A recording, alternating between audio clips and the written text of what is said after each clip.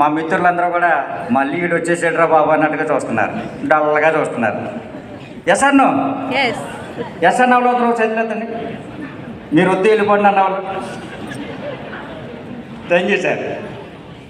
మిమ్మల్ని అందరినీ మరొకసారి మీ అందరితోనూ మాట్లాడే చక్కటి అవకాశం కల్పించినటువంటి మా తోటి మిత్రులకి అందరికీ కూడా హృదయపూర్వక నమస్కారాలు తెలియజేస్తూ, అయితే ఇక్కడ ఏంటంటే మనకందరికీ కూడా మన మధ్యలో కొంతమంది అర్థం కాని క్వశ్చన్ ఏంటంటే, ఏంటి ఇందాక నుంచి ఎవరెక్కినా సరే ఎస్పీపీ ఎస్పీపీ ఎస్పీపీ అన్నారు. అసలు ఏంటి ఎస్పీపీ అంటే ఏంటి? డౌట్ ఉందా లేదండి? ఎస్పీపీ అంటే అందరికీ తెలుసు కదా, సూపరింటెండెంట్ ఆఫ్ పోలీసు, అదే కదా? అది కదండి. మన అందరి లెక్కలో ఎస్పీపీ అంటే Sai properties and projects limited. అయితే ఒక 5 years బ్యాక్ నేను బేసిక్గా నా అందరి పేరు తెలుసు కదా, ఇందాక చెప్పాను కదండి, అడ్డగారు నాగేశ్వరరావు. ఒక బేసిక్గా ఫైనాన్స్ వ్యాపారం చేసుకుంటూ సంఖలో బ్యాగ్ చేసుకుని నా మోటార్ సైకిల్ మీద నేను తిరుగుతూ ఉన్న టైంలో ఒక ఆయన కుమార్ రెడ్డి గారు అని ఆయన మా మిత్రులు. నేను అలా వెళ్తుంటే ఆయన ఎవరో పిలిచారంటే, నాగేశ్వరరావు ఒకసారి అర్జెంట్ పని ఉంది, మాట్లాడే పని ఉంది రా అన్నారు. ఏంటప్పా అని చెప్పేసి మామూలుగా వెళ్ళాను. వెళ్ళేసరికి 4-5 కూర్చుని ఉన్నారు ఆయన షాప్లో. ఆయన ఆటోమొబైల్ షాప్ అని కూర్చుని ఉంటే, సరే ఏంటని చెప్పేసి కూర్చుని ఉంటే వీళ్ళు ఏదో పొలం అన్నారు, అది అన్నారు, ఇది అన్నారు, ఎర్రచంద్రం అన్నారు, కోట్లు అన్నారు. ఓ నాయను, కోట్లు సంపాదించాలంటే మామూలు విషయం కాదు, వీళ్ళకి తెలియదేమో. నేను నాది ఫైనాన్స్ వ్యాపారం, సోడా కొట్టైన దగ్గరికి చీటీకి వెళ్తాను, పెద్ద బంగారు కొట్టైన కూడా చీటీకి వెళ్తాను, అందరి గురించి వ్యాపారం తెలుసు, వీళ్ళు నాకు వ్యాపారం గురించి చెప్తున్నారు ఏంటని నేను అవలకి తీసి వెళ్ళిపోయాను. పెద్ద పట్టించుకోలేదు. పైగా ఎక్కడండి, ఎక్కడో కనిగిరి అంటున్నారు, ఎక్కడో ప్రకాశం జిల్లా అంటున్నారు. ఇవన్నీ ఎందుకు వచ్చిన గొడవ? మన ఊర్లో ఉన్న స్థలాలు పొలాలే కాపాడుకోవాల్సి వస్తున్నాం, మళ్ళీ ఎక్కడో ప్రకాశం జిల్లా పొలం కొంటే అది ఎవరైనా ఆక్యుపై చేసేస్తే మన బడ్డు ఏం చేస్తున్నాను? ఏదో మనం పావలా పోగు చేసి ఏదో జాగ్రత్తగా ఉంటున్నాం. ఈ డబ్బు అంతా అటుకెళ్ళి ప్రకాశం జిల్లాలో పెట్టుబడి పెట్టమన్నారు. వీళ్ళు ఏదో మన అమ్ముకుని వెళ్ళిపోతారులే, ఎందుకు వచ్చిన గొడవ అని పట్టించుకోలేదు. ఒక వారం రోజులు పోయిన తర్వాత మళ్ళీ నేను అలాగే వెళ్తాను, మళ్ళీ సేమ్ ఈ 4-5 ఎవరో కూర్చున్నారు. నేను లైన్కి వెళ్తున్నాను మామూలుగా, నేను సాయంకాలం వేసరికి నేను లైన్ తిరగలుగుతాను. మరి తిరుగుతున్న టైంలో మళ్ళీ కుమార్ రెడ్డి గారు పిలిచారు.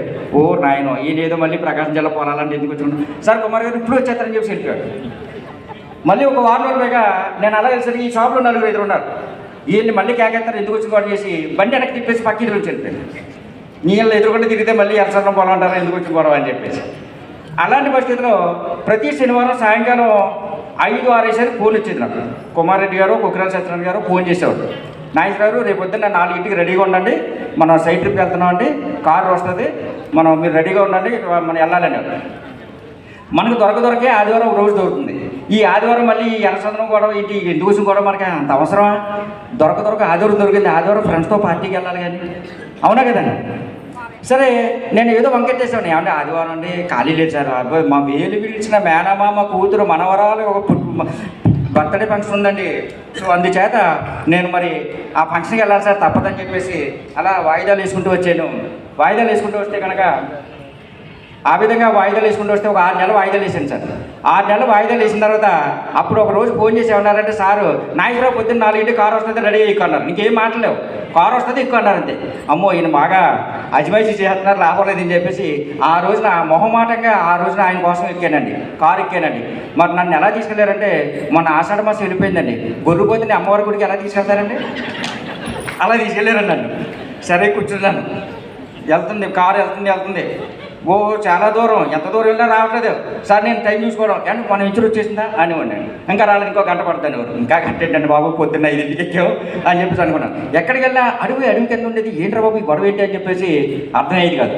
సరే మొత్తానికి 12:30 టైంకి అక్కడ తీసుకెళ్ళేసరికి పెద్ద టెంట్లు వేసి ఉన్నాయండి, దాని నిండా టెంట్లు వేసుకున్నాయి, 4 కార్లు ఉన్నాయి, పొలమంటే జనం కొన్ని వేల మంది జనం ఉన్నారు.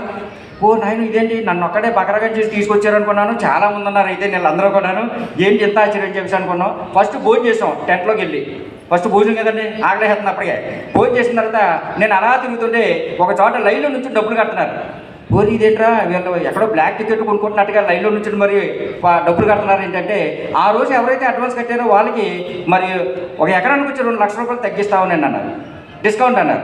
సాధారణంగా ఫైనాన్స్ ఆపరేటర్ డిస్కౌంట్ అంటే మనసుకు అరుగుతుకొచ్చు, ఓ ఇదేదో డిస్కౌంట్ అన్నారు బాగుంటుందేమో అని చేసి.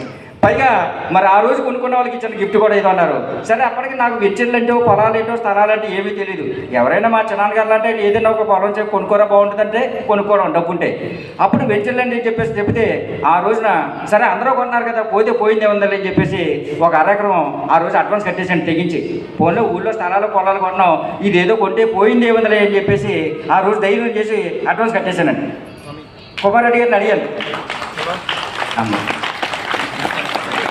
గట్టిగా మొహమాటం లేదు సార్, ఎక్కడ మొహమాటం పడద్దు అసలు. ఎక్కడైనా మొహమాటం పిసినార్థనం వహించాను, కానీ చప్పట్లు దేవి మాత్రం పిసినార్థనం వహిద్ది. ఎంచేదండి మన ఆరోగ్య సూత్రం ఏంటంటే చప్పట్లే. సో ఆ రోజున అడ్వాన్స్ కట్టాక మరి 15 రోజుల్లో కట్టేస్తే మీకు రిజిస్ట్రేషన్ ఖర్చు కూడా ఫ్రీ అండి అన్నారు. సరే అసలు దిగకపోతే దాని ఒకటి పట్టించుకోం, కానీ దిగాం కాబట్టి అక్కడెక్కడ డబ్బులు పోగు చేసి మొత్తానికి రిజిస్ట్రేషన్ చేసేసాం. 15 రోజులు 21 నెలల తర్వాత డాక్యుమెంట్ పట్టుకొచ్చి సార్ తీసుకొచ్చి ఇచ్చారండి. ఆ డాక్యుమెంట్ చూడగానే నాకు చాలా ఆనందం కలిగింది. ఎందుకు చేసినట్టే అంతకుముందు మా ఊళ్ళో కొన్న స్థలానికి కానీ పొలానికి కానీ అంత ఒక నీట్గా లేదు డాక్యుమెంట్, లింక్ డాక్యుమెంట్తో సహా ఉందండి. ఇదేదో బాగానే ఉంది, చాలా నీట్గా ఇచ్చారు. పైగా ఆ రోజు మరి ఏమనుకోకపోతే అప్పట్లో చిన్న వెండి గ్లాస్ కూడా ఇచ్చారండి మాకు. మా వ్యాపారస్తులు ఎలా ఉంటుంది, అసలు పోయినా పర్లేదు, వడ్డీ రావలేదు. నెల వడ్డీ ఇస్తే చాలా మంచి కస్టమర్ అక్కడ, అసలు కొట్టేసిన పర్లేదు. తర్వాత అలాగే ఫస్ట్ మనకి వెండి గ్లాస్ వచ్చేసింది, కొన్న డబ్బుకి డాక్యుమెంట్ వచ్చేసింది. ఓకే హ్యాపీ సంతోషం అనుకున్నాం. తర్వాత 10 రోజుల తర్వాత సార్ వచ్చి నాగేశ్వరరావు మీ ఫ్రెండ్స్ పోలు పొందున్నారు చెప్పచ్చు కదండి అన్నారు. లేదంటే మా ఊరు వాళ్ళు అందరూ చాలా ముదరలండి, ఎవరో కొనరండి, దయచేసి నేనంటే ఏదో కొనేసాను కానీ వాళ్ళు ఎవరు కొనరండి బాబు అన్నాను. అంటే ఆయన అలా కాదండి అని చెప్పేసి ఓ పాంప్లెట్ ఇచ్చి ఎవరికైనా చెప్పి చూడండి అన్నారు. కానీ మహా భయం ఎందుచేతంటే ఎవరికైనా సరే ప్రతి ఒక్కరికి కూడా ఏముంటుందంటే మనది 10,000 పోయినా పర్వాలేదు, మన యొక్క సలహా వల్ల పక్కవాడికి రూపాయి పోకూడదు, అది మన సిద్ధాంతం. ఎస్ అన్నా సార్? ఆ విధంగా నాకు భయం వేసేది ఎవరికైనా చెప్పాలండి. కానీ ఒక రోజున సత్యనారాయణ సార్ వచ్చి ఎవరికి చాలామంది చెప్పానండి, నేను ఎవరు చెప్పినా వింటలేదండి అని చెప్పేసి అంటే మీరు ఎవరికి చెప్పారో వాళ్ళ దగ్గర నన్ను తీసుకెళ్ళండి అన్నారు. ఓ నాయన ఈయన ఎలా ఫిట్టింగ్ పెట్టారేంట్రా బాబు, ఇప్పుడు ఎవరి దగ్గర తీసుకెళ్ళాలరా, ఎవరికి చెప్పలేదు వాస్తవం, కానీ అలాగే అబద్ధం ఎంతసేపు. కానీ ఆ రోజు మొత్తం తెగించి ఒకరిద్దరి దగ్గర తీసుకెళ్ళానండి. ఆ ఎవరైతే ఒకరిద్దరి దగ్గర తీసుకెళ్లారో ఇంత మంచి ఆస్తి గురించి నాగేశ్వరం ఎందుకు నాకు చెప్పలేదు, ఓసారి వద్దాం చూద్దాం అన్నారండి. మరుసటి ఆదివారం వెళ్ళిన తర్వాత ఒక ఆయన అరెకరం కొన్నారండి. అప్పుడు నాకు ఇంకా బలం పెరిగిందండి. ఓహో ఇదేదో బాగానే ఉందని చెప్పేసి, వ్యాపారం బాగుందని చెప్పేసి అక్కడి నుంచి నా ప్రయాణం స్టార్ట్ చేశాను సార్. మరి ఎలా స్టార్ట్ చేశానంటే అసలు ఎర్రచంద్రం అంటే ఏంటి, ఈ భూమి ఎక్కడ ఉంది, ఈ పంట ఎక్కడ పండుద్ది, అక్కడికి ఎందుకు వెళ్ళి పంట పండించాలి, మన ఊర్లో ఎందుకు పంట వేయకూడదు, మన ఊర్లో వేస్తే వచ్చే నష్టం ఏంటి, అక్కడ వేయడం వల్ల వచ్చే లాభం ఏంటి, ఇవన్నీ కూడా కొన్ని విషయాలు బాగా ఎర్రచంద్రం పంట గురించి కానీ ఆ ల్యాండ్ గురించి కానీ దాని డెవలప్మెంట్ విధానం గురించి కానీ అప్పట్లో ఆ రోజున 6వ వెంచర్లో నేను కొన్నానండి. ఈ 6వ వెంచర్ నుంచి ఈ రోజు మన ప్రయాణం 50వ వెంచర్కి వచ్చింది సార్. 6వ వెంచర్ ఎక్కడ, 50వ వెంచర్ ఎక్కడ సార్? మరి ఆ రోజు నుంచి ఈ రోజుకి ప్రతి ఆదివారం సత్యనారాయణ సార్ గారి ఇంటి దగ్గర ఉన్నా, కుమారెడ్డి గారి ఇంటి దగ్గర ఉన్నా, నేను మాత్రం ఇంటి దగ్గర ఉండట్లేదు. ఆదివారం అంటే వెంచర్కి వెళ్ళిపోతాను అనమాట. ఆ రోజు బలవంతంగా తీసుకెళ్లారు, ఈ రోజు వద్దన్నా సరే వెళ్ళిపోతారు అనమాట. అద్భుతం అనమాట. ఏదైనా సరే ఈ విషయం తెలియనంతసేపే, తెలిసిన తర్వాత అది దాచుకుంటే అది దాగేది కాదు.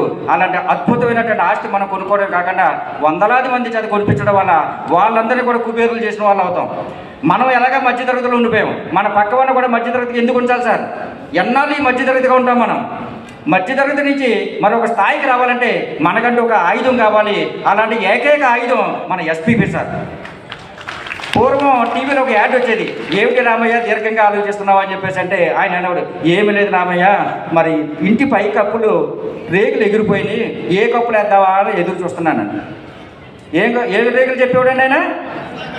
చార్మినార్ రేకులు ఉండగా నీకు చింత ఎలా అనేవారండి. కానీ ఈరోజు నాకు అనిపిస్తుంది, మీ యొక్క సంసార బాధలు ఎన్నున్నా, మీ గోల్స్ ఎన్నున్నా, ఎన్ని లక్షల యొక్క టర్న్ ఓవర్ కావాలనుకున్నా సరే మీ వెనకాల ఎస్పీపీ ఉండగా మనకి ఎలాంటి చీపు చింత లేదు. ఎస్పీపీ ఉండగా మీకు భయం ఎలా అని చెప్పేసి ఈరోజు నేను అంటున్నాను సార్. మనకందరికీ ఉందండి. నాకు ఏ విధమైనటువంటి అవకాశం ఉందో అలాంటి అవకాశం మీకు అందరికీ ఇక్కడ కూర్చున్న ప్రతి ఒక్కరికి కూడా ఉంది. ఈ అవకాశాన్ని మీరు అందరూ కూడా ఉపయోగించుకొని రాబోయే రోజుల్లో మీరందరూ కూడా ఈ డయాస్ మీదకి వచ్చి మాట్లాడేటువంటి స్థాయికి రావాలని చేసి ప్రతి ఒక్కరిని మనస్ఫూర్తిగా కోరుకుంటూ సెలవు తీసుకున్నాను. Thank you.